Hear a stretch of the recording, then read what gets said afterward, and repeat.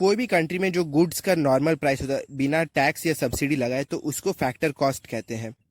Factor cost यानी जो land में वो गुड्स प्रोड्यूस कर रहा है उसका जो वैल्यू है रेंट का, प्लस जो लेबर कॉस्ट है, प्लस कैपिटल जो इन्वेस्ट किया गया है, प्लस जो कुछ भी एक्स्ट्रा चार्जेस है, वो सब को जब हम लोग मिला लेते हैं तो उससे फैक्टर कॉस्ट बनता है उस गुड का। लेकिन जब उसी गुड के ऊपर थोड़ा ज़्यादा एक्स्ट्रा टैक्स लग जाता है या फिर सरकार कुछ छूट देती है, मतलब कुछ टैक्स उनका माफ़ करता है, तो तब वो हो जाता है मार्केट प्राइस।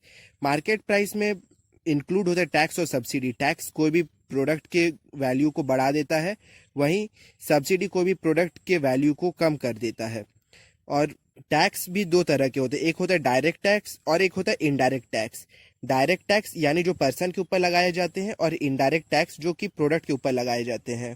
फैक्टर कॉस्ट ही कोई भी कंपनी का रियल कॉस्ट है मैन्युफैक्चरिंग के दौरान, लेकिन हम लोग एज अ कंज्यूमर हमेशा कोई भी प्रोडक्ट को बाय करते हैं उसके मार्केट प्राइस के हिसाब से। हर कंट्री का जीडीपी मोस्टली उसके जीएनपी से ज़्यादा होता है, बट कुछ कंट्रीज जो कि क्लोज्ड इकोनॉमी है उनका जीडीपी हमेशा जीएनपी के बराबर होता है, क्योंकि वो ना ही कोई एक्सपोर्ट करते ना ही कोई इंपोर्ट करते हैं। इसके बाद जीडीपी के अंदर भी बहुत सारे सबसेक्शंस हो, जैसे कि GDP real, GDP nominal, GDP PPP और जीडीपी पर कैपिटा। तो जीडीपी नॉमिनल को हम लोग सबसे पहले देखते हैं। जीडीपी नॉमिनल यानी हर कंट्री ने अपना जीडीपी कुछ ना कुछ निकाला होगा, और हर कंट्री ने अपना जीडीपी को अपने करेंसी में निकाला होगा। लेकिन वहीं हम लोग किसी कंट्री के करेंसी में जब जीडीपी निकलता है तो हम उसको कंपेयर नहीं कर सकते दूसरे कंट्री के जीडीपी से। जैसे इंडिया का जो जीडीपी निकला होगा वो रुपी टर्म में निकला होगा, वहीं अमेरिका का जो जीडीपी होगा वो डॉलर टर्म में निकला होगा। तो जब हम लोग को दो जीडीपी को कंपेयर करना पड़ता है तो हम लोग को नॉमिनल जीडीपी उस कंट्री का निकालना पड़ता है। नॉमिनल जीडीपी यानी जो अभी करंट मार्केट प्राइस के हिसाब से जो डॉलर का वैल्यू है उस कंट्री के करेंसी के बराबर, हम लोग उसको देखते हैं। जैसे कि इंडिया में अभी मान के चलिए 70 रुपीज इक्वल टू $1 है, तो हम लोग जब जीडीपी निकाल लिए 140, तो अब हम लोग को नॉमिनल जीडीपी निकालना है, तो इसको हम लोग डिवाइडेड बाय 70 करेंगे, तो हम लोग को पता चलेगा कि कितना नॉमिनल जीडीपी है इंडिया का। हम लोग यहाँ पे डिवाइड बाय 70 इसलिए किया क्योंकि जो डॉलर है उसको स्टैंडर्ड करेंसी के तौर पे देखा जाता है इंटरनेशनल मार्केट में, और डॉलर बाकी सब करेंसी से ज़्यादा स्ट्रांग भी है, इसलिए भी डॉलर का ज़्यादा रेपुटेशन है। इसीलिए हम लोग यहाँ पे $1 इक्वल टू 70 रुपीज़ था, इसीलिए हम लोग ने 70 से डिवाइड किया जीडीपी को, तो हम लोग का जो नॉमिनल जीडीपी आएगा वो आएगा $2 का। और वहीं जब हम लोग ये जो $2 का जीडीपी है इसको जब हम लोग अपने टोटल पॉपुलेशन से डिवाइड कर लेते हैं तो आता है जीडीपी पर कैपिटा।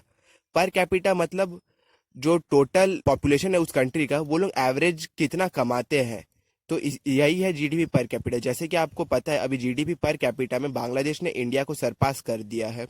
अभी आप लोगों को एक एग्जांपल देता हूँ।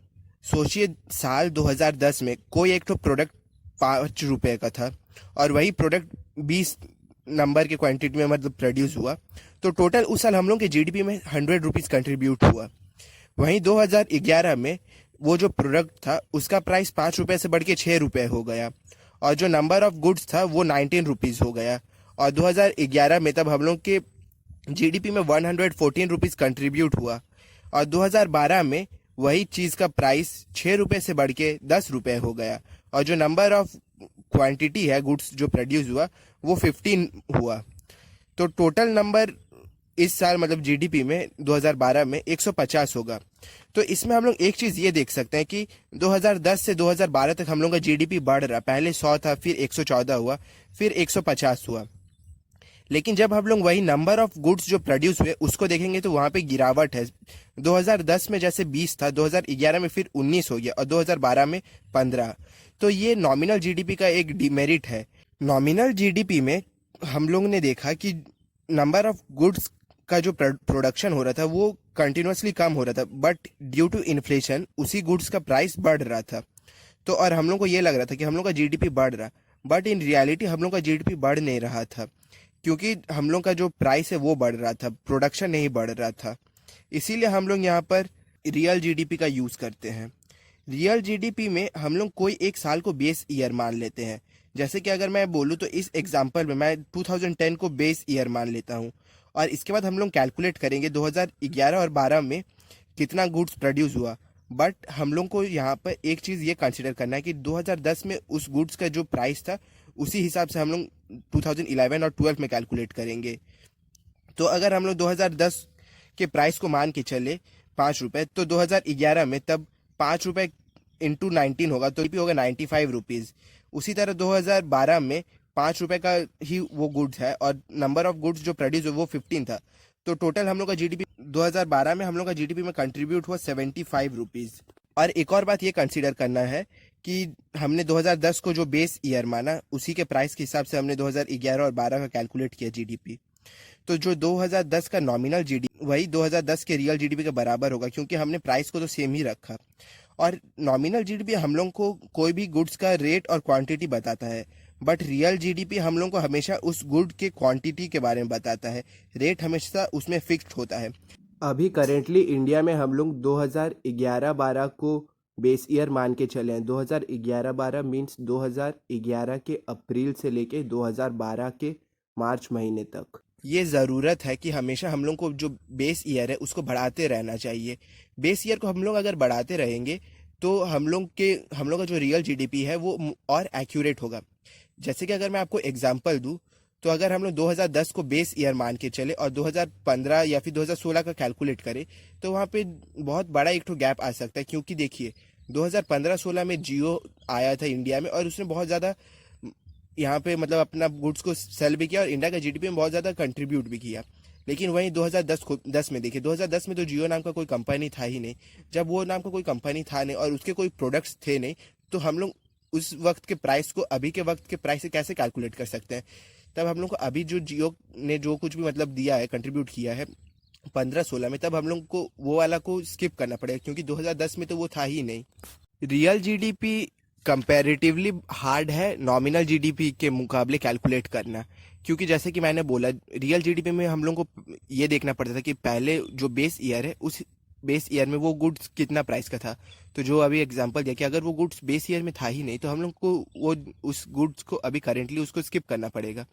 प्लस हम लोग रियल जीडीपी को यूज़ करते हैं ईयर वाइज जब हम लोग कैलकुलेशन करते हैं या फिर कंपैरिजन करते हैं उसके लिए। लेकिन अगर हम लोग इंडिया के मतलब कॉन्टेक्स्ट में बात करें तो इंडिया में एक साल में 4 क्वार्टर्स होते हैं। तो जब हम लोग क्वार्टरली कोई जीडीपी को मेजर करते हैं तो हम लोग वहाँ पे नॉमिनल जीडीपी को यूज़ करते हैं। नॉमिनल जीडीपी के हिसाब से हम लोग बोलते हैं इस क्वार्टर में हम लोग को इतना ग्रोथ हुआ, इस क्वार्टर में इतना ग्रोथ हुआ। लेकिन जब हम लोग ईयर वाइज बोलते हैं कि 2010 के मुकाबले हम लोग ने अभी इतना % हम लोग का जीडीपी ग्रोथ हुआ, तो हम लोग रियल को यूज़ करते हैं। तो ये बात हमेशा याद रखिएगा कि रियल जीडीपी हमेशा ईयर वाइज जब कंपैरिजन करते हैं एक कंट्री के जीडीपी का तब यूज़ होता है, और नॉमिनल जीडीपी तब यूज़ होता है जब हम लोग एक ही साल में क्वार्टर वाइज उस कंट्री के जीडीपी को मेजर करते हैं। और रियल जीडीपी डिफिकल्ट होता है कैलकुलेट करना और नॉमिनल जीडीपी इजी होता है कैलकुलेट करना। जीडीपी डिफ्लेटर होता है nominal GDP by real GDP into 100। GDP deflator 100% तभी होता है जब नॉमिनल जीडीपी और रियल जीडीपी लिए हैं वो सेम बेस ईयर का हो, प्लस अगर इन्फ्लेशन 0% होगा मतलब कोई इन्फ्लेशन ही नहीं होगा तब भी जीडीपी डिफ्लेटर 100% होता है। जीडीपी पीपीपी यानी जीडीपी परचेजिंग पावर पैरिटी, ये यूज़ होता है कोई भी दो कंट्रीज़ के कॉस्ट ऑफ लिविंग को कंपेयर करने के लिए।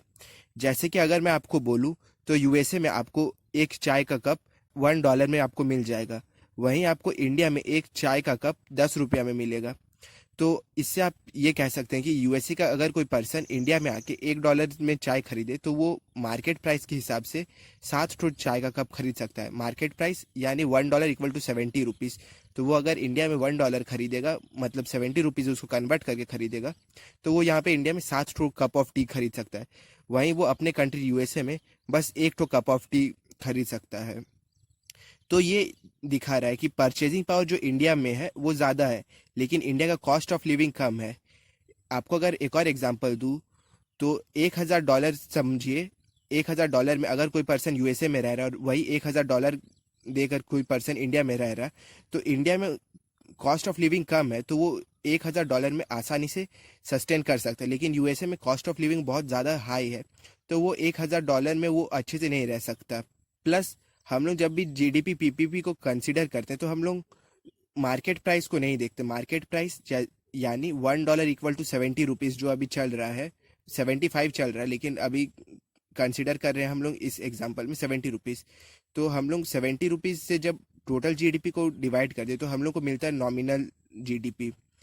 जैसे कि आपको पिछले एग्जांपल में बताया था, जो हम लोग का 140 रुपीज़ का जीडीपी था, सेकेंड 140 रुपीज़ का हम लोग का जीडीपी था, उसको हमने 70 रुपीज़ से जब डिवाइड किया तो हम लोग को $2 मिला नॉमिनल जीडीपी में।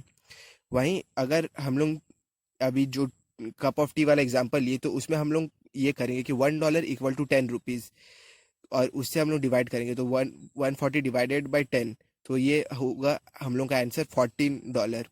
तो हम लोग इसमें ये देख सकते हैं कि नॉमिनल जीडीपी से हम लोग का जो पीपीपी जीडीपी है वो ज़्यादा है, क्योंकि हम लोग का कॉस्ट ऑफ लिविंग कम है, इसीलिए हम लोग का पीपीपी जीडीपी ज़्यादा है। यूएसए का जो जीडीपी पीपीपी होता है वही उसका जीडीपी नॉमिनल के बराबर होगा, क्योंकि वो तो बस उसी के डॉलर में हम लोग सब अपना बाकी कंट्रीज अपना कन्वर्ट करें, लेकिन यूएसए तो किसी और के करेंसी में अपना कन्वर्ट नहीं करे, उसका तो जो करेंसी डॉलर है वो तो एज इट इज़ है। तो यूएसए का नॉमिनल जीडीपी और पीपीपी जीडीपी सेम आएगा।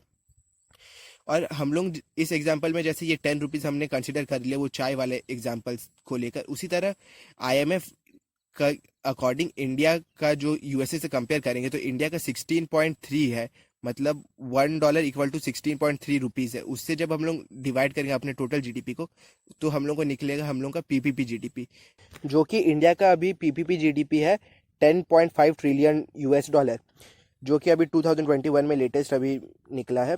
और इंडिया का जो नॉमिनल जीडीपी है वो है 3.05 ट्रिलियन डॉलर। तो आप देख सकते हैं पीपीपी जीडीपी में इंडिया आगे है, क्योंकि इंडिया का जो कॉस्ट ऑफ लिविंग है वो कम है और परचेजिंग पावर इंडिया का हाई है, इसलिए। उसी तरह पीपीपी जीडीपी को जब भी हम लोग कैलकुलेट करते हैं तो जो करेंसी, मतलब जैसे कि आईएमएफ के अकॉर्डिंग अभी $1 इक्वल टू 16.3 रुपीज़ जो अभी आपको बताया, वो कैलकुलेट किया जाता है कोई भी एक कंट्री के करेंसी को दूसरे कंट्री करेंसी से डिवाइड करने के बाद। ये आईएमएफ या फिर वर्ल्ड बैंक यही लोग करते हैं। और इंडिया का अभी जो चाइना के साथ जो पीपीपी जीडीपी है वो है 16.4, मतलब 1 Indian rupee equal to 16.4 yuan. अगर आपको इस वीडियो से कुछ भी सीखने को मिला और आपको ये वीडियो इन्फॉर्मेटिव लगा तो आप इस वीडियो को लाइक करिए और आप इस चैनल को सब्सक्राइब कर सकते हैं, ताकि आप और भी इस टाइप के इन्फॉर्मेटिव वीडियोस को देख सके। इन्फॉर्मेटिव वीडियोस जैसे मैं इन्वायरमेंट के ऊपर भी बनाता हूँ, जियोपॉलिटिक्स के ऊपर भी बनाता हूँ और टेक्नोलॉजी से रिलेटेड भी बनाता हूँ, तो आप इस चैनल को सब्सक्राइब करिए।